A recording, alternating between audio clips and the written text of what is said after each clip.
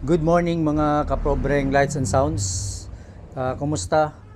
Bale, meron tayong in-upgrade ngayon no sa ating sound system rig. Ito yung luma kong DIY na power amplifier rack. Lagi nyo naman 'to nakikita eh.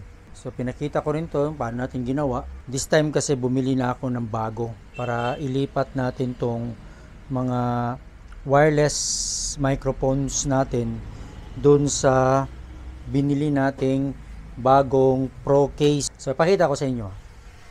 Ayun siya guys oh. So yan.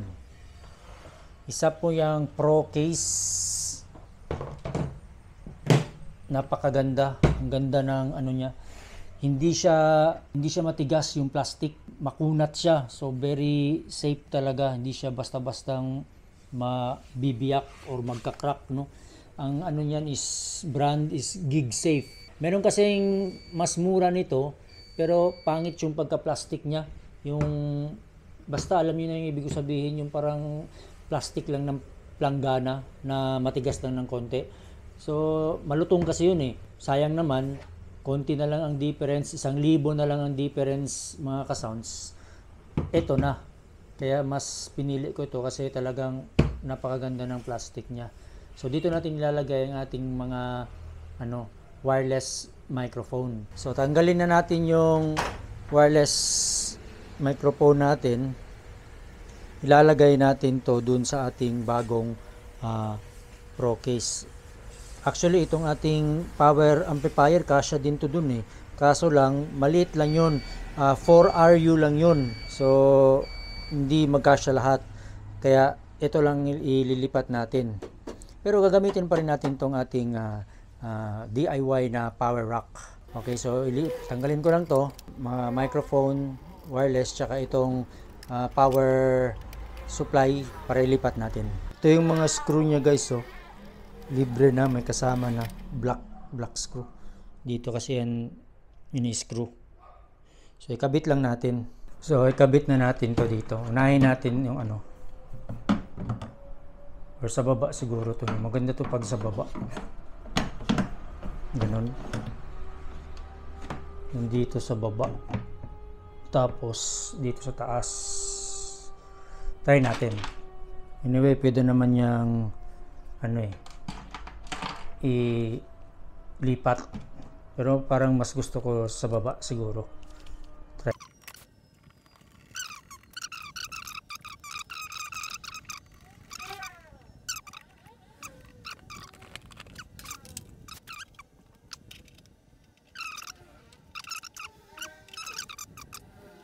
Niliha ko itong yung butas para lumaki ng konti. Sayang kasi yung space, hindi siya magkasya talaga. Gusto ko kasi yung pit talaga siya. Kung ano yung next na butas, gusto ko yun. Kaya lang, hindi siya magkasya kasi yung mga ganito ba yung mga sa likuran niya may mga screw. Tapos itong power controller, may screw din dito sa ibabaw. Kaya hindi siya nagpa-flat talaga. So, ang nangyari, imbes na dito ka mag-screw sa butas na ito, iaangat mo ngayon yan. So, may siwang. Pangit tingnan ba? Gusto ko yung flat siya talaga. Kaya ang ginawa ko, nililiha ko siya. Liha mo lang ng konti yan. Para lumaki lang tong butas. At ma-align siya dun sa butas na kasunod talaga niya. Para maging flat yung mga processor, yung mga mic, wireless receiver mic, maging flat talaga siya. So itong pangalawang wireless, sukat din natin. So ganun din iano din natin to, ililiha din natin to. Alright, itong huli na guys, panghuli na yung Kevlar. Hulog pa talaga kung kailan huli na.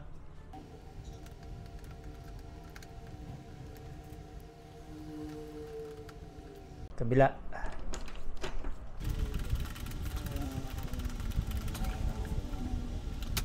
Ayan mga ka-sounds, oh. Lapat na lapat. Yung sinasabi ko, gusto ko lapat na lapat talaga sila. Walang siwang. Kaya nag-adjust tayo kanina. Nilihaan natin yung butas para lumaki ng konti para ma-shoot siya dun sa mga butas na ito. Otherwise, kung hindi ko nilihaan yan, aangat to, may gap dito sa gitna. Magkakaroon niya ng gap. Sayang naman. So, ito? 4RU. Ibig sabihin, pwede tayong maglagay ng 4 na ganito. So kung hindi ko yun nilihaan, may gap, hindi magkakasya ang 4 na mga processor. So sayang, 'di ba? So in the future, kung bibili pa tayo ng isa pang wireless microphone, kakasya pa dito isa. So magiging 6 yung wireless microphone natin. So tamang-tama na yun, hindi ka na mabibitin doon kahit pa sa gig na acoustic. So lahat sila, kahit full band, basta full band lang na naka digital drums. So lahat ng mga nagma-mic vocals, kapag 6 na microphone, pwede ng wireless lahat, kayang-kaya niya, sobra na yun. So it will save time sa paglatag ng mga cable sa mic kapag naka dynamic mic ka lang. So hassle maglatag ng cable. So in the future, dagdagan na lang natin to dito ng another. Pero as of now, okay na to, 2. So 4 na microphone. Sa dito yung mga power supply sa baba. So ganyan lang mga ka-sounds. Natapos na yung ating project na upgrade. Alright mga kapobreng lights and sounds. Ayan na ilagay na natin sa ating pro case yung mga mic, wireless mic receivers, receivers ba tawag dyan. So ginanito ko na siya, meron kasi tayong Kevlar na URX2 na not mountable, itong ganitong klase. So nilagay ko siya sa gitna para ma-sandwich siya or maipit siya sa gitna ng Kevlar na mountable, tsaka itong new box, tapos yung ating power supply control dito sa baba.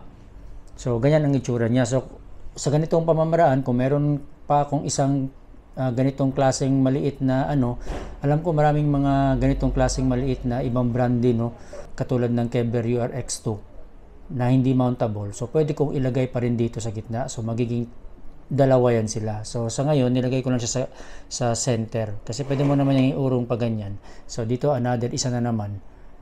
So ngayon, nilagay ko lang muna siya parang dyan sa gitna. Para balance tingnan. So at least, kung madagdagan siya ng ganito, ng isa pang ganito, dito sa gitna. So all in all, magiging 6 na yung wireless mic natin. Hindi na talaga tayo mabibitin kahit sa full band, semi full band, dahil lahat na naka wireless mic, mga singers, minsan kasi sa banda maraming singers pati yung mga nagigitara kumakanta, yung nagki-keyboard kumakanta, yung mga drummer din paminsan kumakanta rin. So tsaka yung bass kumakanta rin. So maliban dun yung main vocalist pa kumakanta. So maraming mics. So good thing, maraming nailagay na dito na mic, wireless. So hindi na tayo mahirapan sa paglatag pa ng mga cables. So ganyan yung itsura niya sa harapan na naka-mount na, ang ganda tingnan. Tapos sa likod naman, tingnan natin. Ganito din yung itsura niya sa likod. Ayan. So sa baba, andyan yung power supply natin. So nakatago, walang lambitin ng mga wire kasi pwede natin isuksok dito sa baba. Ganyan yung itsura niya sa likod. So ito yung bagong upgrade natin na gamit. Kaya napakaganda mga ka-sounds, kasi pro na pro yung dating. So hindi na siya parang ordinaryo. Kapag nasa table na yan sa event, nandyan siya, tapos mixer. Pwedeng patong din dito ang mixer or sa gilid ng table. Either way, So yung natin, yung isa, gamit pa rin natin yun. Lagayan ng mga amplifier tsaka processor. So try nating i-on. Ayan. On natin. Tapos power on.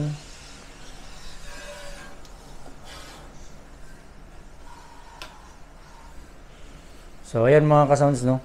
Ganyan yung itsura niya kapag naka-on na silang lahat. Napakaganda. Pro na pro ang dating sa ating Pro case. So again, yung brand po niyan is ayan. GigSafe. GigSafe po ang brand. Tapos sa likod may foam siya, lagayan ng mga mics. Mamaya lalagay natin yung mga mics diyan. And then ganun din sa kabilang takip, mayroon ding nakasulat na GigSafe Gear Meets Security.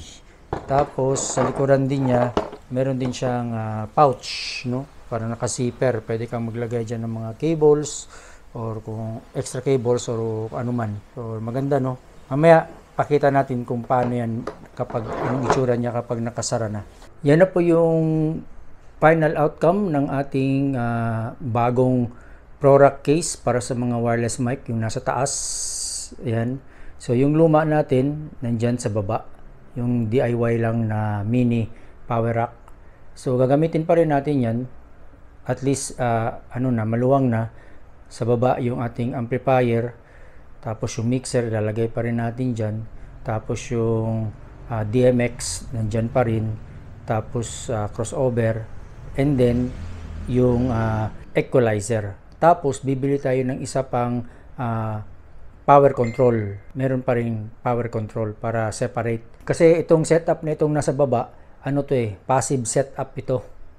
So kapag magpa-passive setup ka, passive subwoofer or kahit passive front of house, so nandyan yung amplifier. So ngayon kung magfo-full setup tayo ng active speakers lang ang dadalhin natin, so hindi na natin dadalhin tong sa baba. Yan na lang, yung maliit na sa taas, yung bago nating ProRack case, kasi active naman yun. Tapos mixer na lang dadalhin natin, tapos nandyan na yung mic natin. So pag passive, ito dadalhin natin dalawa, kasi yung mic natin nandyan sa taas. So kailangan dalawa pag passive setup, pero pag active, yan na lang sa taas. Isa sa mga advantage ng ating bagong ProRack case is that etong mga ngayon, itong mic case ko, luma kong mic case, hindi ko nadadalhin to. Kasi lahat yan, try nating ilagay dito. Lagayan din to ng microphone eh. So ayan o. Kaso nga lang, 3 microphone lang ang kaya niyang ilagay dito. Sana kahit naging 4 man lang, no. But anyway, try nating pagkasyahin kasi meron pa naman dun, no. May lagayan pa dun. May screen pouch na deceiver. So ngayon, try kong ilagay ito, 2-3 microphone dito sa sa front cover ng Pro mic case. And then yung other accessories, tsaka other microphone din siguro. Sana magkasya. So ilagay ko muna. So ayan na guys, naipasok na natin lahat. As I've said, 3 mic nga lang nandito. Mas maganda sana kung 4, pero dahil 3 lang, okay lang yan, walang problema. Mahalaga nandyan. Yung other 3 nandito kasi 6 lahat yung natin 6 lahat yung wireless microphone natin. So ngayon dito ang nilagay ko yung pang-charge ng Kevlar, dito rin sa kabila yung pang-charge din niya. So safe na safe siya, no. Tapos dito kabila zipper, andyan din yung 3 mic, and then another charger, mga batteries, may battery din, sa mga extra cable. So ngayon kapag isasara mo na yan sila doon sa harap at likod ng Pro mic case, so okay, maganda tingnan. So isara natin, i-off ko na ito. So ayan na, nabalik na ulit sa loob yung mga gamit natin, yung mixer, lights control, DMX, subwoofer, andyan na. So kulang na lang dito ng power control. So bibili tayo ulit nun para meron din siyang independent na sarili niya na power control, kasi nilagay na nga natin dito sa taas kanina. And yan na rin yung itsura niya kapag nakasara. Pro case. So takpan na natin to, sara na rin natin to. Iba talaga ang dating pag naka pro case ka, no, kaysa kumpara na naka plywood lang. Although okay lang naman kapag naka plywood yung gawa natin, maganda din naman, pero mas iba talaga pag naka pro case ka, plastic case, kasi more elegant, more professional, malinis tingnan, tsaka magaan, mas magaan siya kaysa ganito kahoy. So thank you so much sa lahat ng mga nanood. Thank you Lord sa another blessings na binigay sa atin. Nakabili na tayo ng ProRack case na matagal ko na rin gustong magkaroon yan para at least maganda tingnan yung ating setup, malinis, and at least professional tingnan kasi naka ano na siya, ProRack case talaga. So thank you so much Lord, and thank you also so much for watching. God bless you po, and to God be the glory.